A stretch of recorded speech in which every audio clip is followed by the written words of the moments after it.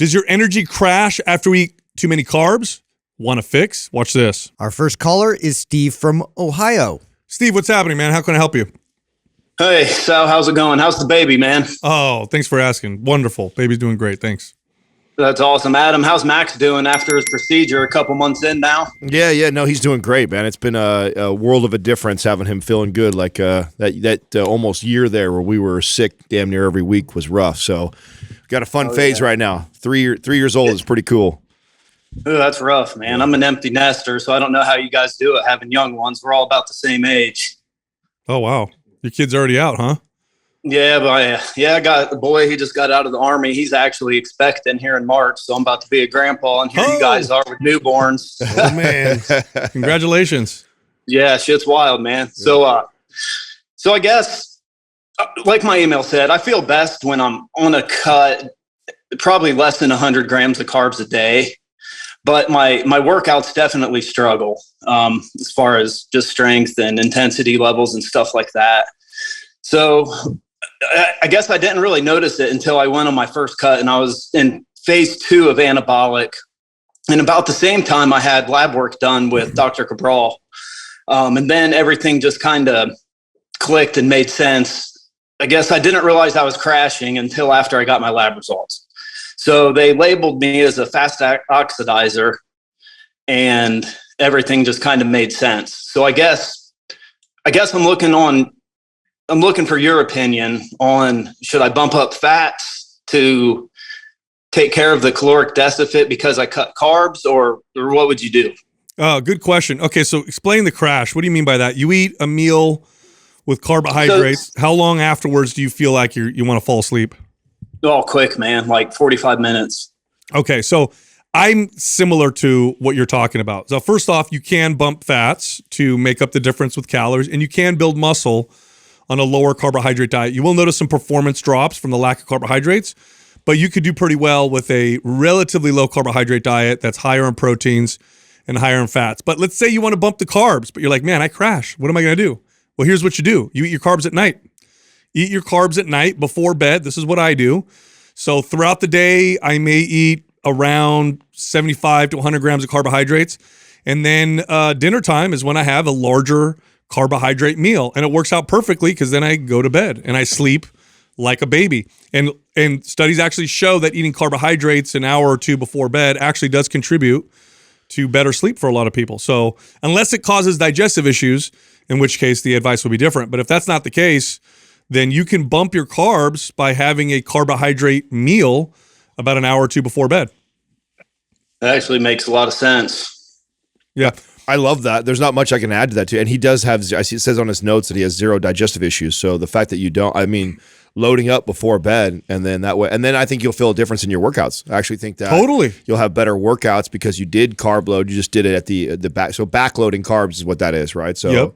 And I've played with this before, and I'm not quite like you and Sal in this situation. I actually feel the difference when I'm low carb going into workout. So I find that I have to have about 75 to 100 grams before I lift to really feel the benefits from them. So for me, I have to be a little bit higher carb, but this is great advice. I think just switch them over towards the evening, and I think you'll feel a difference alone from that. Yeah, I'll eat a good 100 grams of carbohydrates or more with dinner. And so what it typically looks like is I'll have my main dinner meal, and then I'll get up and I'll help get the kids ready or whatever, start doing the dishes a little bit.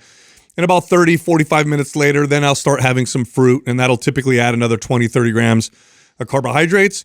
And then I'm winding down. By this point, it's maybe 7:45, 8 p.m. I put the baby down. I put Aurelius down, and I don't go to bed till about 9:30 or so. So then my wife and I hang out a little bit. I feel my energy start to come down. I start to get nice and sleepy, and I sleep like a champion. And if you watch how I eat during the day, especially while I'm podcasting, I don't have more than 35 grams of carbohydrates really throughout the day. It's not till later when I don't mind my energy dropping. So I would say give that a shot. Now, have you played? I'm assuming you might have already tried this, but I notice a difference on the types of carbohydrates and how I feel like that too, right? So totally, I will feel sluggish and sleepy if I have things like bread or pasta like that, like you described 45 minutes later. But if I do have things like fruit or sweet potato, those things don't seem to make me crash like that. Have you noticed that? Are you like that, or what's it like for you? It's kind of intermittent, and it's weird because I don't necessarily crash all the time. It's just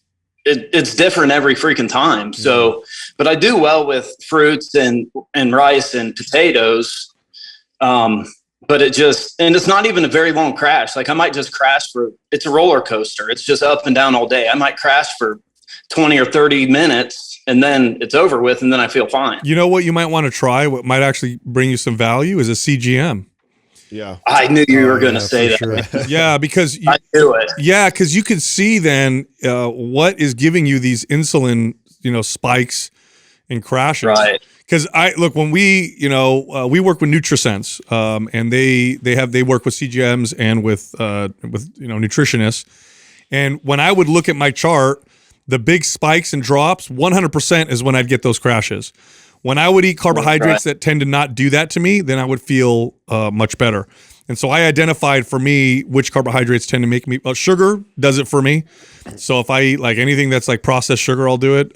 And definitely gluten-containing carbohydrates will do it for me. But if I eat like white rice and I combine it with protein and fat, not an issue. If I have oatmeal and let's say the carbohydrates are no higher than let's say 40 grams, then it tends to not be an issue for me. And then fruit, whole fruit, not fruit juice, whole fruit tends to not be an issue, but it's going to be different from person to person. Yeah, I think there's tremendous value in at least wearing. Like I don't still wear my CG, but I think wearing it for a little while just to see those and just the how individualized it's so fast. It's fascinating at the least to see, and maybe you can start to create some correlations between how you're feeling and what types of foods you're eating. Are you a coffee drinker as well? Do you do caffeine a bit in the morning? Man, I definitely have a caffeine problem. Okay. I'm not necessarily the coffee so much, but yeah, I'm probably around 1,000 milligrams. Oh, yeah, that's your crash, bro. Yeah, I was gonna say 'cause that's usually Yeah, where I but notice it the most. you're probably right, but maybe 700 on a normal day. But if I feel like getting after it, then I take the pre-workout, and then that bumps at 350. Okay, But- I feel like it Steve, enhances the See, that's a good. I'm glad you asked that. carbohydrate Justin asked you a key question there. That Right. caffeine, 100%. I'm gonna say right now is contributing to these roller coasters. Not only that, you're like literally right at the number. Okay, so I have my rule is when I go over 700. So as soon as I go over, because what I've connected for myself personally is when I go over 700. Justin and I were literally just talking about this the other day. I was telling him like, dude, isn't it crazy when you start to push to your upper limit of how much caffeine you should have? The last caffeine drink actually makes me tired. Yeah. Like I'll have a 200 and something milligram Rockstar, but if it's the one that pushes me to 800 to 1,000, I almost feel sleepy after it.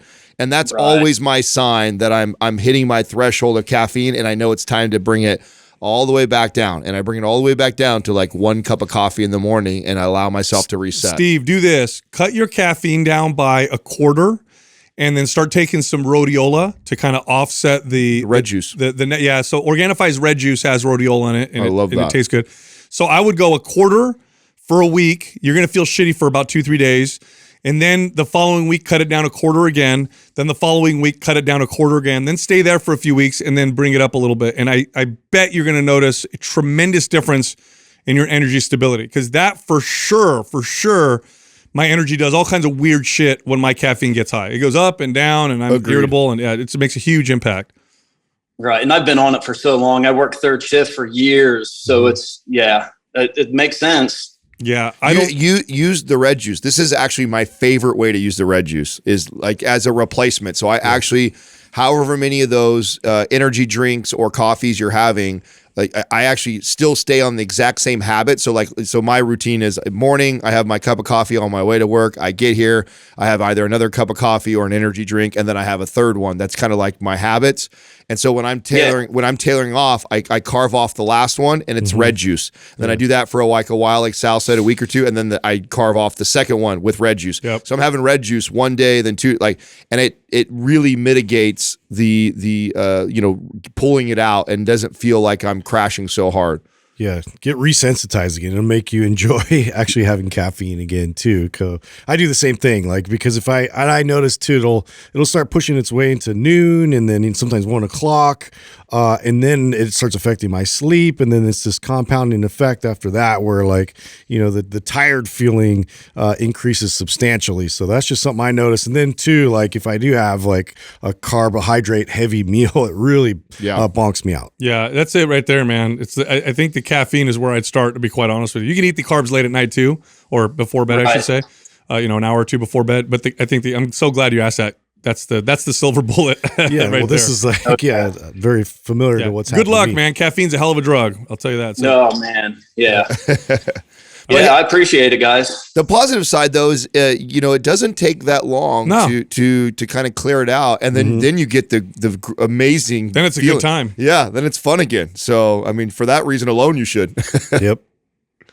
Sounds good. Thanks for calling in, All right, Steve. Appreciate it. Yeah, thanks, guys. You got it, man. That was a little nod to the Rick James on was it Chappelle show? Cocaine's a hell of a drug. Okay. Yeah, caffeine's a hell of a drug. Your couch. Yeah.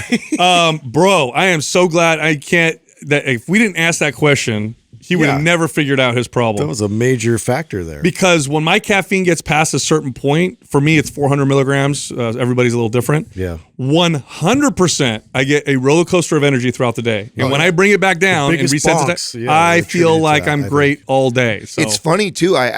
What he's experiencing, I actually noticed this. I start to think it's like the food other stuff. Yeah, like the food makes me feel all sleepy, but and I have figured it out. It's 700 or so. Like as soon as I get above 700, it's all downhill after that. I mean, it's all bad after that. Like I have to go back the other direction, or else the last one, like it makes me sleepy. It's wild. Yeah, it's funny too. When I resensitize myself to caffeine, if I do a good job and really stick to it, 100 milligrams is amazing. It goes far. I mean, I can't even. I couldn't tell 100. You could throw 100 milligrams at me right now. I wouldn't even notice. But when I'm sensitized, it's like a green tea, like just a regular green tea, and I feel like, oh my god. Yeah, I'm always so mad at myself. I'm going through that process right now of like starting to kind of taper off that last one, especially. But like, because what naturally replaces it for me is water, and then I feel more hydrated, and the energy sustains longer too as well. And it's like, dude, that's such a good point too, Justin. Like that's another problem with the energy drinks and stuff is that it replaces my water intake, and I notice a difference just from that. Like I also tend to get headaches, and I think that has to do with the hydration also. Like there's so many things that most abused drug in the world is caffeine by far. Yeah.